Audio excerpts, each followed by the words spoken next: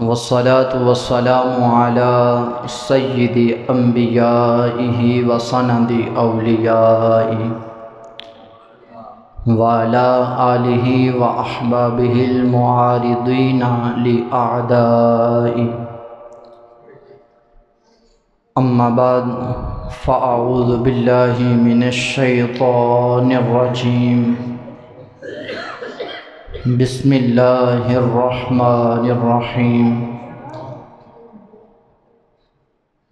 فقد قال الله تبارك وتعالى في الكلام المجيد والبرهان الرشيد: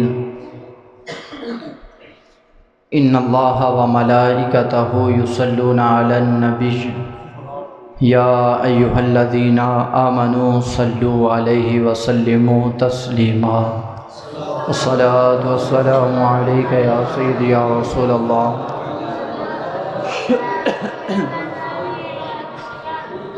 وعلى آلك وأصحابك يا حبيب الله. الصلاة والسلام عليك يا سيدي يا رسول الله وعلى آلك وأصحابك يا إمام الأنبياء والمرسلين. اللہ تبارک و تعالیٰ کی حمد و ثنا کے بعد اس کے پیارے محبوب دانائے غیوب احمد مجتبیٰ جناب حضرت محمد مصطفیٰ صلی اللہ علیہ وآلہ وسلم کی بارگاہ اقدس میں ہدیہ درود و سلام عقیدتاً عرض کرنے کے بعد میرے انتہائی واجب التعظیم علماء کرام اور سادات کرام اور دیگر آپ احباب تشریف لائے. رب ذوالجلال ہم سب کا یہاں پہ مل بیٹھنا اپنی بارگاہ عالیہ میں قبول و منظور فرمائے. ہمارے آج یہاں مل بیٹھنے کا مقصد جو ہے وہ اپنے دادا جان سید ولایت شاہ صاحب رحمۃ اللہ علیہ ان کی روح کو ایصال ثواب کرنا ہے اور رسول اللہ صلی اللہ علیہ وسلم کی ولادت باسعادت کی خوشی میں آج کی اس محفل پاک کا انعقاد کیا گیا. رب ذوالجلال آپ کا آنا مل بیٹھنا اپنی بارگاہ میں قبول و منظور فرمائے. سامعین دی وقار، مجھ سے قبل پیر سید بلال شاہ صاحب گیلانی وہ رسول اللہ صلی اللہ علیہ وسلم کی نعت، رسول اللہ صلی اللہ علیہ وسلم کی صفات کو بیان کر رہے تھے. حضور آقا علیہ السلام کے نام نامی اسم گرامی محمد صلی اللہ علیہ وسلم پر بہت پیارا انہوں نے واضح کیا. حضرت امام بصیری رحمۃ اللہ علیہ آپ فرماتے ہیں کہ اللہ تبارک و تعالیٰ نے اپنے پیارے محبوب صلی اللہ علیہ وسلم کو اتنی عظمتیں، اتنی شانیں اور اتنے کمالات عطا فرمائے ہیں کہ حضور کی شان جب بھی بیان کرنی ہو تو صرف ایک بات یاد رکھنا کہ حضور کو کبھی خدا نہیں کہنا یا کبھی عیسائیوں کی طرح خدا کا بیٹا نہیں کہنا. یعنی حضور آقا علیہ السلام کو اتنا بھی بلند کر کے بیان نہ کرنا کہ شان الوہیت کی نفی کرنا شروع کر دو. فرمایا کہ حضور آقا علیہ السلام کو خدا نہ کہنا، خدا کا بیٹا نہ کہنا، اس کے سوا تم جتنی بھی حضور کی شان بیان کر سکتے ہو کرو، حضور کی شان وراء الورا ہیں. اور ایک جگہ پہ امام شرف الدین بصیری رحمۃ اللہ علیہ آپ فرماتے ہیں کہ اللہ تبارک و تعالیٰ نے اپنے پیارے محبوب صلی اللہ علیہ وسلم کو جو کمالات، جو مراتب اور جو شان عطا فرمائی ہے اس کے اوپر 70,000 پردے رب تعالیٰ نے رکھے ہیں. اگر حضور آقا علیہ السلام کی شان دنیا والوں کے سامنے ظاہر کر دی جاتی تو حضور آقا علیہ السلام کا نام محمد کسی بسیدہ ہڈی پہ لیا جاتا تو رب تعالیٰ مردے بھی زندہ کر دیتا۔ تو وہ حضور کے نام محمد پہ بڑی خوبصورت گفتگو بلال شاہ صاحب کر رہے تھے، تو مجھے ایک بات بڑی پیاری ذہن میں آئی۔ حضرت سراج الامہ حضرت امام اعظم ابو حنیفہ رحمۃ اللہ علیہ، آپ کے ایک شاگرد تھے جن کا نام تھا امام محمد رحمۃ اللہ علیہ۔ حضرت امام محمد رحمۃ اللہ علیہ حضرت امام اعظم ابو حنیفہ رحمۃ اللہ علیہ کے شاگرد تھے، اور یہ امام محمد رحمۃ اللہ علیہ ظاہری اور باطنی طور پر اتنے بلند مراتب پر فائز تھے کہ جب حضرت امام محمد رحمۃ اللہ علیہ کا وصال با کمال ہوا تو ہزاروں لوگ جنازے میں شریک ہوئے۔ تو اس وقت کچھ یہودی اور عیسائی وہ صرف جنازہ پڑھنے کی نیت سے نہیں، ایک ہمدردی کے طور پر کہ مسلمانوں کا بہت بڑا امام دنیا سے چلا گیا ہے، جو یہودی عیسائی اس جنازے میں شریک ہوا، جس یہودی کا یا عیسائی کا کندھا امام محمد کے جنازے کے ساتھ لگتا تھا، زبان پہ کلمہ جاری ہو جاتا تھا۔ یہ وہ امام محمد رحمۃ اللہ علیہ، اور اتنے خوبصورت تھے، ظاہری اللہ نے حسن اتنا عطا فرمایا تھا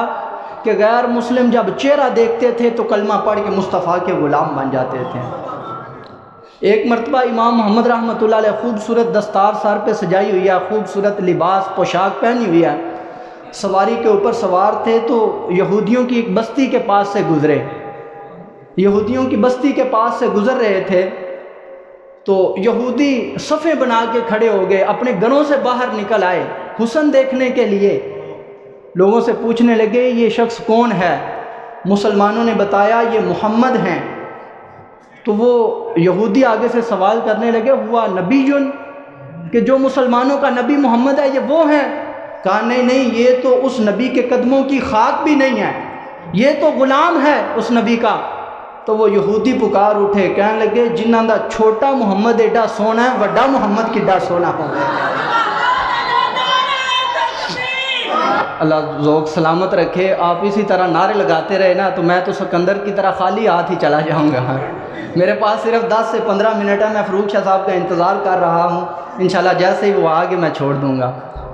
تو وہ محبوب مصطفیٰ کریم صلی اللہ علیہ وسلم جن کے شان کمالات سننے کے لیے آج ہم یہاں پہ جمع ہوئے ہیں، تو ایک دو باتیں عرض کرنا چاہتا ہوں کہ جب حضور آقا علیہ السلام کی ولادت باسعادت ہوئی تو پوری کائنات کے اندر ہر طرف خوشیاں ہی خوشیاں ہیں، ہر طرف ایک سما ہی نرالا ہے کہ حضور آقا علیہ السلام کی ولادت باسعادت ہو گئی ہے۔ مشرق اور مغرب کے پرندے ایک دوسرے کو آ کے مبارکباد دے رہے ہیں، چرند اور پرند سارے اسی تسبیح میں مصروف ہیں، سب کی زبان پہ ایک ہی نعرہ ہے، موجوں دریاؤں کی موجوں کے اندر روانی آ گئی، پہاڑوں کی بلندیاں پہلے سے بھی زیادہ اونچی ہو گئی، اور شجر حجر سارے ایک ہی نعرہ لگا رہے ہیں، حضور آ گئے، حضور آ گئے، حضور آ گئے۔ جب حضور آقا علیہ السلام کی ولادت باسعادت ہوئی ہے تو حضرت عبد المطلب رضی اللہ تعالیٰ عنہ حضور آقا علیہ السلام کے دادا جان، وہ کہتے ہیں عین اس وقت جب حضور کی ولادت باسعادت ہوئی میں خانہ کعبہ کے پاس تھا، خانہ کعبہ کا طواف کر رہا تھا۔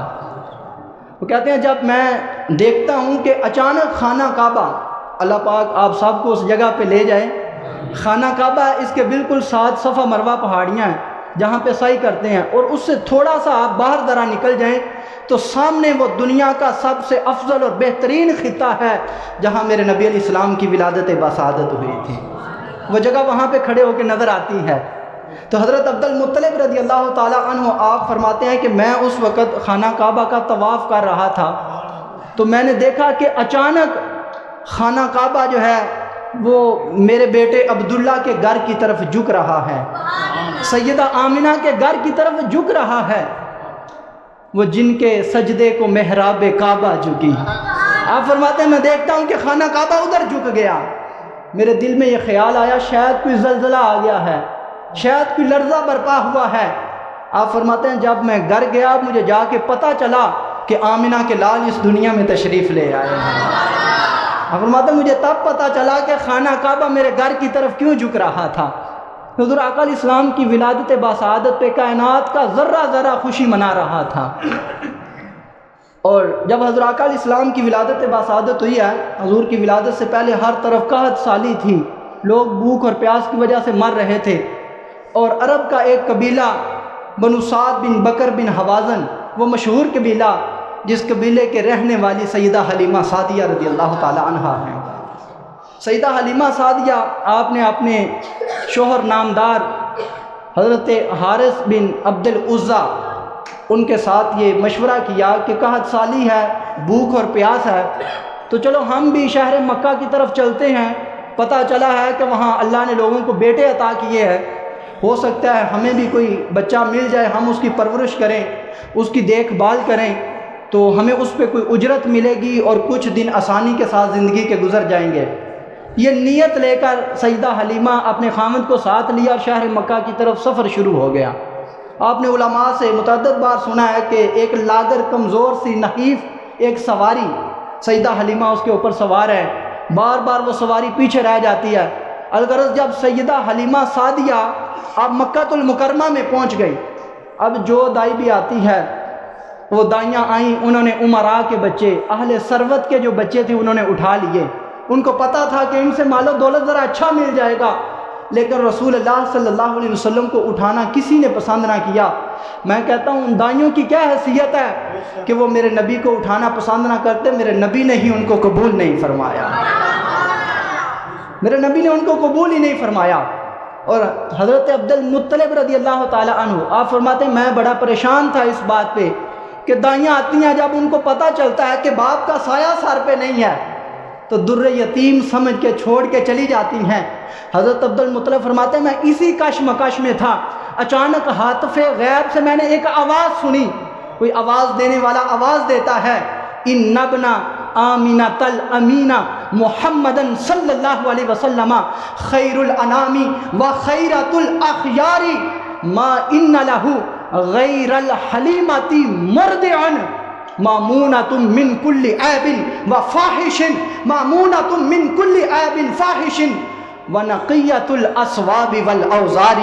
حضرت عبد المطلب کہتے ہیں ہاتف غیب سے یہ آواز آئی کہ اے عبد المطلب ان دائیوں کا جو رویہ ہے اس سے پریشان نہ ہو، میں نے آمینہ کے لال کے لیے اپنے محبوب کے لیے ایک ایسی عورت کا انتخاب کیا ہے، مامونۃ من کل عیب فاحش ونقیۃ الاسواب والاوزار، ایک ایسی دائی کا انتخاب کیا ہے، ایک ایسی گود کا میں نے انتخاب کیا ہے کہ وہ گود ہر عیب سے پاک ہے، وہ گود ہر عیب سے منزہ اور مبرہ ہے، اس کا نام حلیمہ سعدیہ ہے،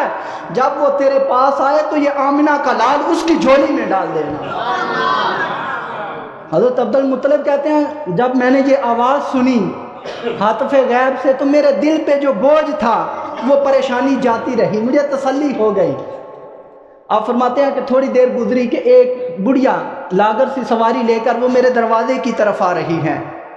حضرت عبد المطلب پوچھتے ہیں کہ اے بیٹا تو کون ہے؟ کہا میرا نام حلیمہ سعدیہ ہے، قبیلہ بنو سعد بن بکر بن حوازن کی رہنے والی ہوں۔ حضرت عبد المطلب فرمانے لگے خوش آمدید، آئیے مجھے آپ کے بارے میں ہی بتایا گیا ہے۔ فرمایا حلیمہ تیرا نام حلیمہ سعدیہ ہے تو تیرے نام سے ہی پتہ چلتا ہے تو حلم والی بھی ہے، تو سعادت والی بھی ہے۔ اے حلیمہ سعدیہ تو حلم والی ہے، اگر تو سعادت والی ہے تو چل پھر میں سید الانبیاء تیری گود میں دیتا ہوں۔ حضرت عبد المطلب حضرت حلیمہ کو لے کے جب اپنے گھر میں داخل ہوئے، حضرت حلیمہ کہتی ہیں جیسے ہی دروازہ کھلا تو خوشبوئیں اور مہک میرا استقبال کر رہی تھی۔ میں نے دیکھا کہ حضور امام الانبیاء صلی اللہ علیہ وسلم سفید رنگ کا کپڑا مبارک حضور کے اوپر ہے، حضور آرام فرما رہے ہیں۔ حضرت حلیمہ فرماتی ہیں میں گئی، کپڑا جب پیچھے ہٹایا، جب رسول اللہ کا چہرہ دیکھا تو دیکھتے ہی رہ گئے، حضور آقا علیہ السلام کا چہرہ دیکھتے ہی رہ گئی۔ پھر آپ فرماتی ہیں کہ میں نے ارادہ کیا کہ میں حضور آقا علیہ السلام کو جگاؤں، حضور آرام فرما رہے تھے۔ کہتی ہیں یہ ارادہ لے کر میں اپنا ہاتھ آگے بڑھایا ہے بھی، حضور آقا علیہ السلام نے اپنی ماں ذاق کی آنکھیں کھول دی۔ جب آنکھیں کھولی تو ماں ذاق کا ڈورا آنکھوں میں لگا ہوا، حضور آقا علیہ السلام مجھے دیکھ کے مسکرائے۔ سیدہ حلیمہ فرماتی ہیں اتنا نور ظاہر ہوا، اتنا نور ظاہر ہوا، حضور آقا علیہ السلام کے لب مبارک سے، منہ مبارک سے اتنا نور نکلا کہ سارا آسمان اس نور کی روشنی سے روشن ہو جاتا ہے۔ آپ فرماتی ہیں میں نے جب حضور کا چہرہ دیکھا تو دل و جان سے حضور پہ فدا ہو گئی۔ اس کے بعد سیدہ حلیمہ سعدیہ حضور آقا علیہ السلام کو اٹھایا، گلے سے لگایا، پیار کیا حضور آقا علیہ السلام کے ساتھ۔ پھر سیدہ حلیمہ کو سیدہ آمینہ کے پاس لے جایا گیا۔ سیدہ آمینہ فرمانے لگی میرا نام آمینہ بنت وہب ہے، یہ میرا بیٹا محمد، اس کے والد عبداللہ بن عبد المطلب کا وصال ہو گیا ہے، یہ در یتیم ہے، کیا تو اجرت کے بدلے میں اس کی پرورش کرنا پسند کرے گی؟ تو سیدہ حلیمہ تو نظارہ کر چکی تھی، کہنے لگی اے آمینہ اپنا لال مجھے دے دے، میں اجرت کے لیے نہیں، میں تو قربت کے لیے اب اس محبوب کی پرورش کروں گی،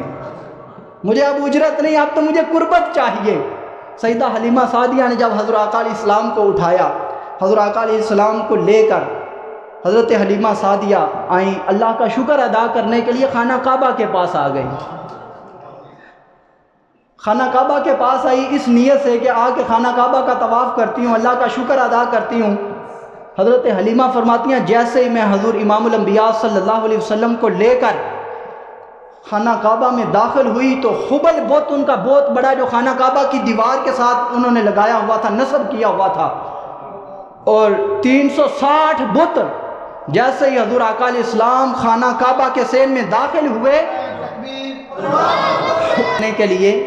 خانہ کعبہ کے پاس رسول اللہ صلی اللہ علیہ وسلم کو لے آئی۔ آپ فرماتی ہیں کہ جب میں نے دیکھا کہ حبل بت جو انہوں نے خانہ کعبہ کی دیوار کے ساتھ نصب کیا ہوا تھا، اس کے علاوہ 360 بت، جیسے ہی میں رسول اللہ کو لے کر خانہ کعبہ کے مطاف میں داخل ہوئی تو تعظیماً وہ سارے کے سارے بت رسول اللہ کے قدموں کے اندر گر گئے، سارے بت زمین کے اوپر گر گئے۔ آپ فرماتی ہیں پھر میں نے حضور آقا علیہ السلام کو اٹھایا، میں نے خود حجر اسود کا بوسہ لیا اور میں نے یہ ارادہ کیا کہ حجر اسود کا بوسہ اب حضور آقا علیہ السلام کو لے کے دیتی ہوں۔ حضور آقا علیہ السلام کو حجر اسود کا بوسہ دلانے کے لیے سیدہ حلیمہ